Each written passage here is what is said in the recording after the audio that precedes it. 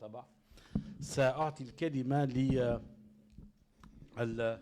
للأستاذ وسيم بالهادي ليحدثنا حول محنة الديمقراطية وحقوق الإنسان، وسيحلق بنا في أمريكا اللاتينية، لن يكون الأمر متعلقا بتونس إذن، وهو أستاذ بهذه الكلية. La démocratie et les droits humains face à l'adversité, le cas de l'Amérique latine. Quand vous voulez, chers collègues.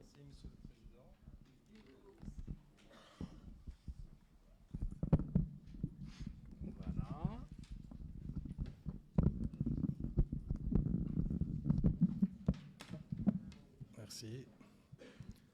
Merci, Monsieur le Président. Voilà. Alors, la démocratie et les droits humains face à l'adversité, le cas de l'Amérique latine.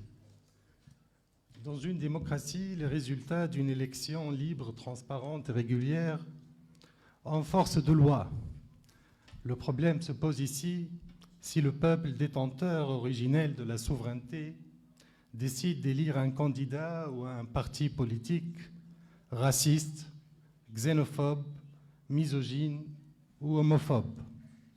Cette question n'est pas neuve. Adolf Hitler a été élu démocratiquement. Aujourd'hui, la démocratie est instrumentalisée par ceux qui prônent une société fermée, une nation homogène, le rejet des immigrés, la stigmatisation des minorités. Quelle est la situation de la démocratie et des droits humains en Amérique latine? Dans cette communication, je vais surtout privilégier l'aspect substantiel de la démocratie sur son aspect formel, et donc insister sur des aspects relatifs à l'état de droit et aux droits des minorités. Cette communication est divisée selon deux axes. Le premier s'intitule « La démocratie à conquérir ». Le second porte sur la démocratie à défendre. La démocratie à conquérir. Elle est à conquérir face à un lourd héritage d'autoritarisme, de dictature et de coup d'État.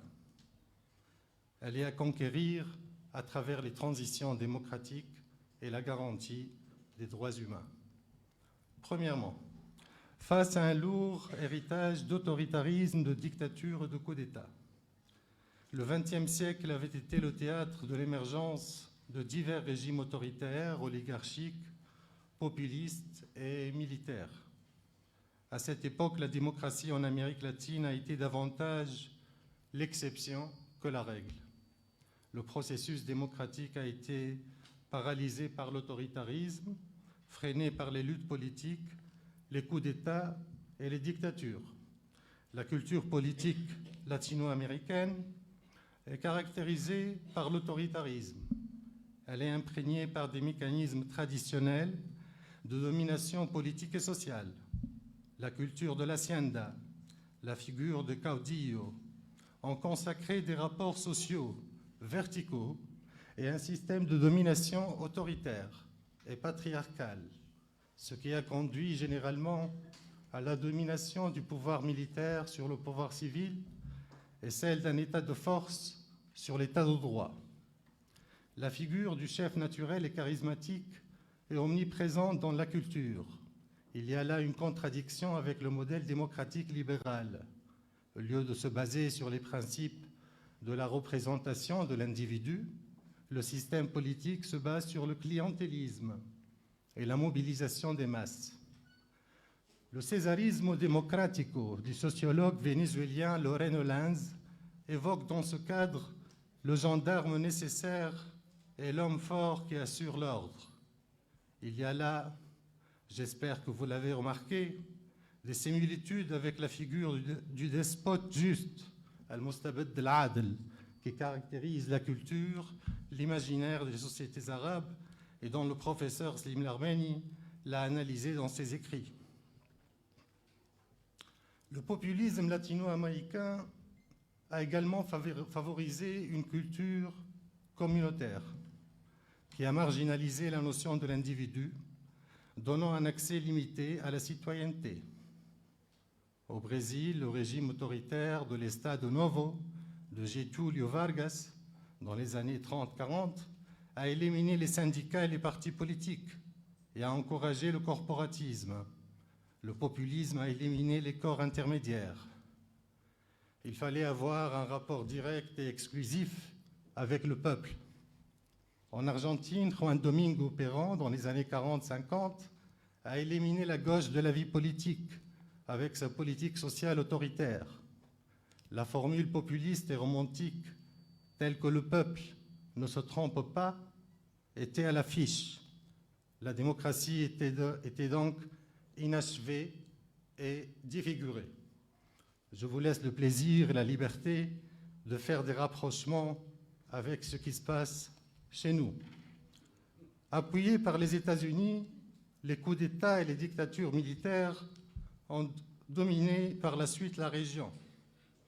Le modèle brésilien de l'autoritarisme militaire, du libéralisme économique se propageait en Argentine et au Chili à travers la doctrine de sécurité nationale.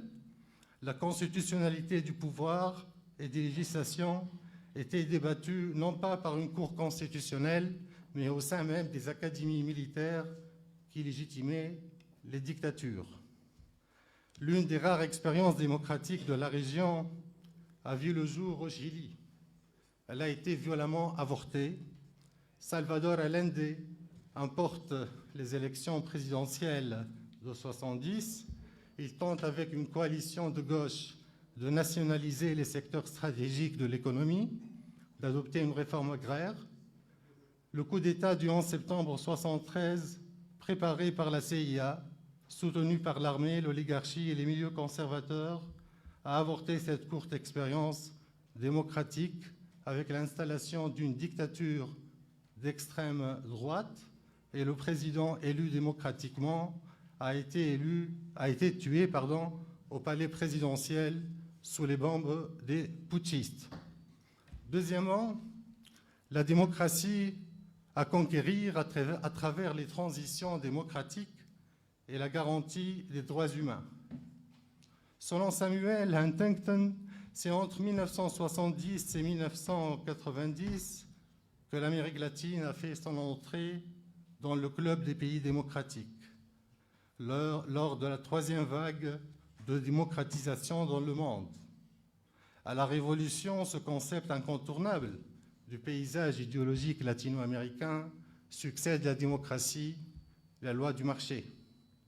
La région a connu depuis la fin des années 90 l'arrivée des gouvernements progressistes avec un tournant de gauche et des réformes politiques et juridiques majeures.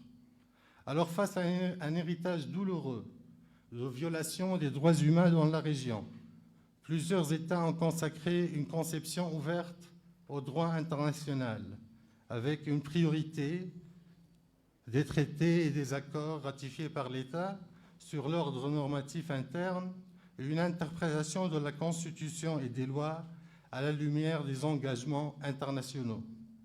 En Argentine, l'une des premières réformes juridiques a été l'adoption de la loi sur le divorce en 1987.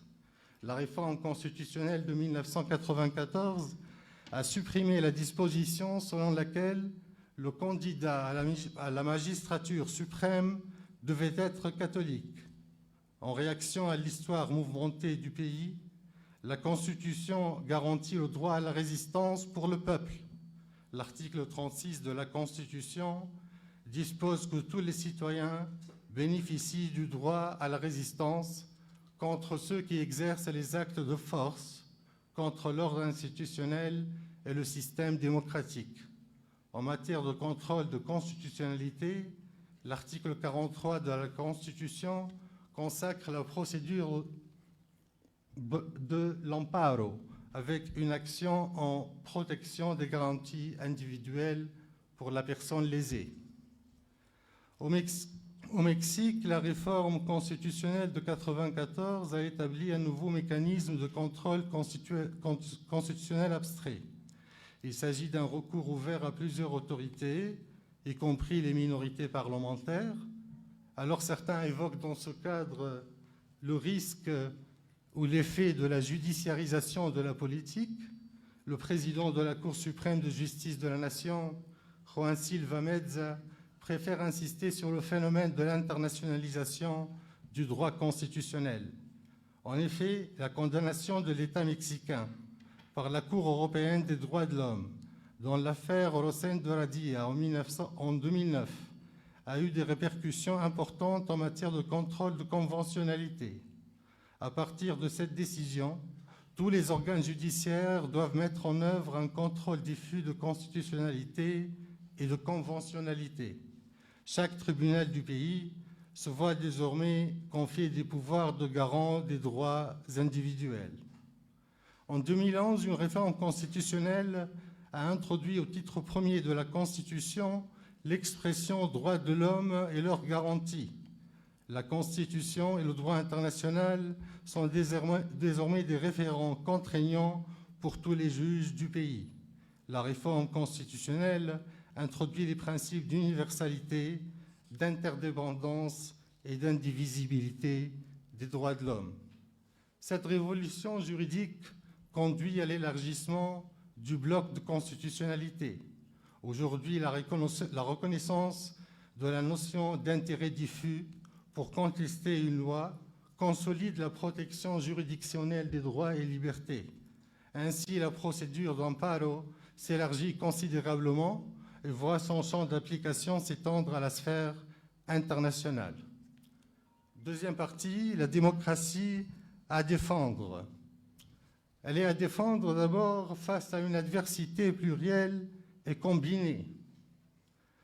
Elle est à défendre par les chevaliers de la résilience, j'entends par là la société civile, les contre-pouvoirs et le contrôle juridictionnel.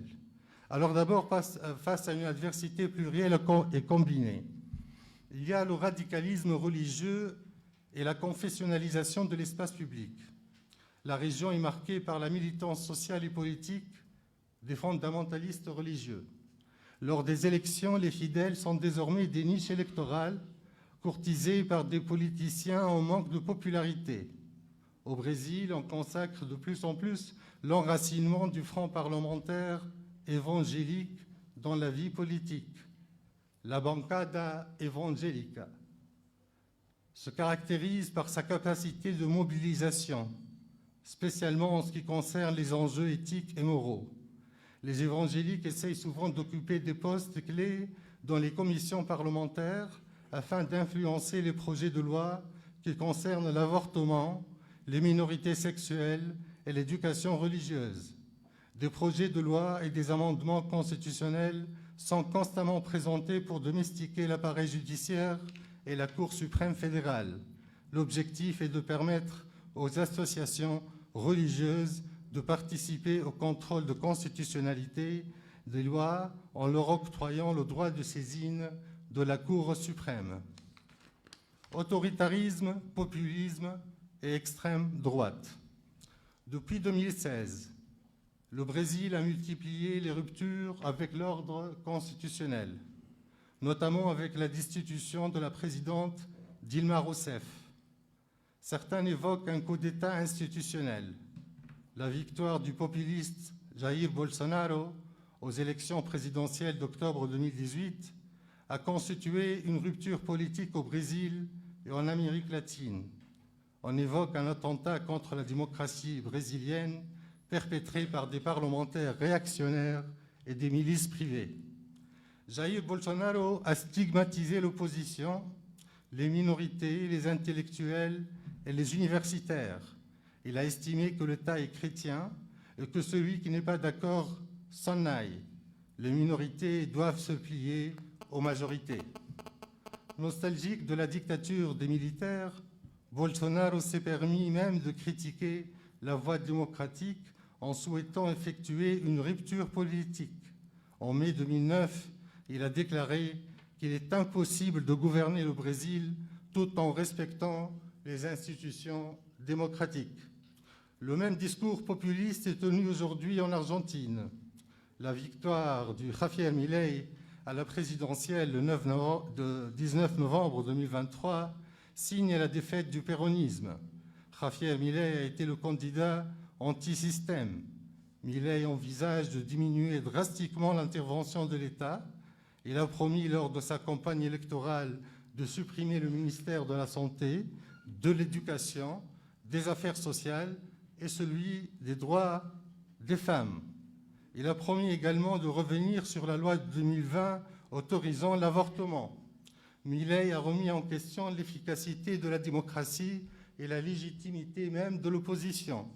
Il a proposé d'interdire les manifestations publiques et s'est attaqué même à l'idée de la justice sociale et aux droits sociaux garantis par la Constitution.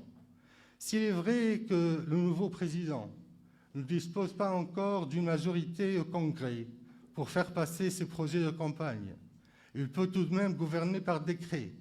Un décret de nécessité et d'urgence a été justement adopté le 20 décembre 2023 avec 300 mesures. Le méga-décret a été visé par une dizaine de recours en justice. Le 3 janvier 2024, la Chambre nationale du travail, qui a été saisie par la plus grande centrale syndicale du pays, a pris une mesure conservatoire, suspendant ainsi l'application des mesures relatives au droit de travail. Elle a précisé que rien ne justifie de prendre ces mesures par voie réglementaire et non législative. Il y a 2 jours, le 24 janvier, une grève générale et des manifestations se sont tenues dans tout le pays pour faire pression sur la Chambre des représentants qui a commencé à examiner le décret de nécessité et d'urgence. Deuxième point, la démocratie à défendre par les chevaliers de la résilience, société civile, contre-pouvoir et contrôle juridictionnel. D'abord en matière de droits sexuels et reproductifs. En Amérique latine, la lutte des mouvements féministes s'identifie à la lutte contre la dictature.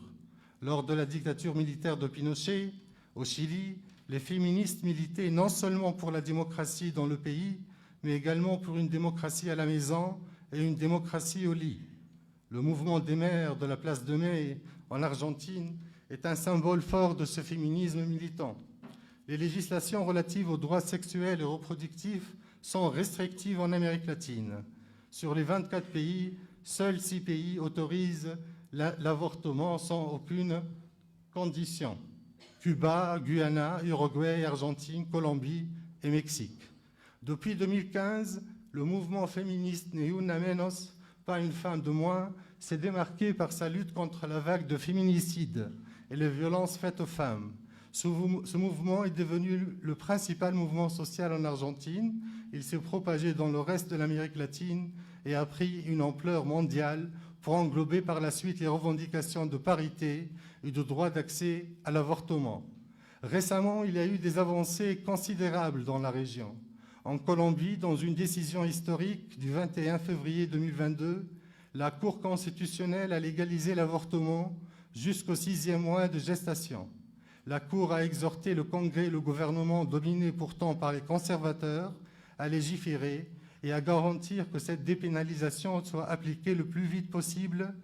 Dans un arrêt du 6 septembre 2023, le Mexique a également légalisé l'avortement sur l'ensemble du territoire. Alors, en matière de lutte contre les discriminations fondées sur le genre et l'orientation sexuelle, aujourd'hui, choisir son propre genre est désormais un droit en Argentine, en Uruguay, au Mexique et en Colombie. Plusieurs pays ont légalisé le mariage pour tous. L'Argentine, l'Uruguay, le Brésil, la Colombie, l'Équateur, le Costa Rica et récemment le Chili en 2021, Cuba et le Mexique en 2022. À Cuba, le nouveau code de la famille, approuvé avec 66% par référendum le 4 octobre 2022, légalise le mariage pour tous et autorise la gestation pour autrui sans fin lucrative, la filiation élargie et l'adoption homoparentale. Le nouveau code est désormais l'un des textes les plus progressistes en Amérique latine. À côté des gouvernements progressistes, ce sont surtout les autres juridictions qui incitent à l'évolution en matière des droits des minorités sexuelles. Le 14 juin 2019, la Cour suprême fédérale brésilienne a décidé de criminaliser l'homophobie, malgré l'absence d'une loi spécifique pour réprimer ce type de discrimination.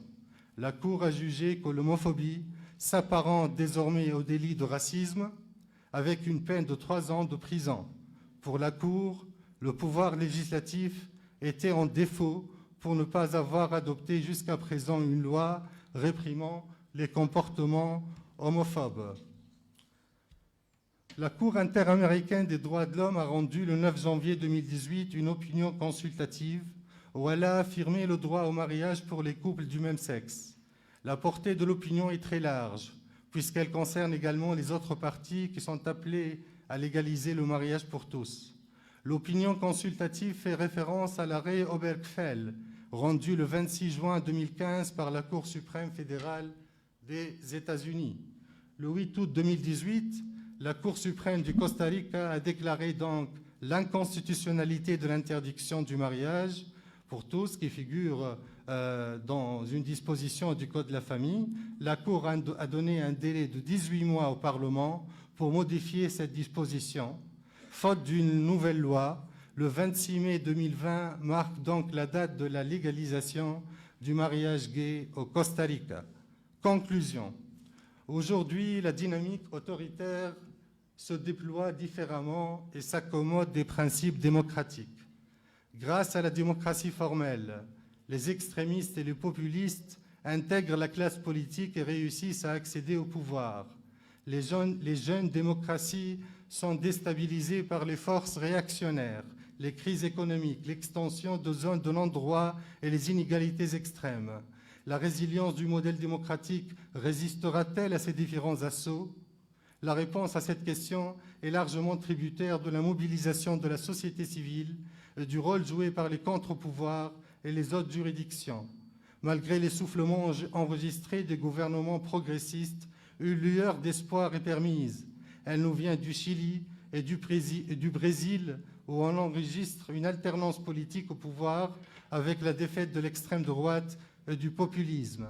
Ainsi, entre assaut et résilience, les pas du tango rythment encore la scène démocratique instable de l'Amérique latine. Merci.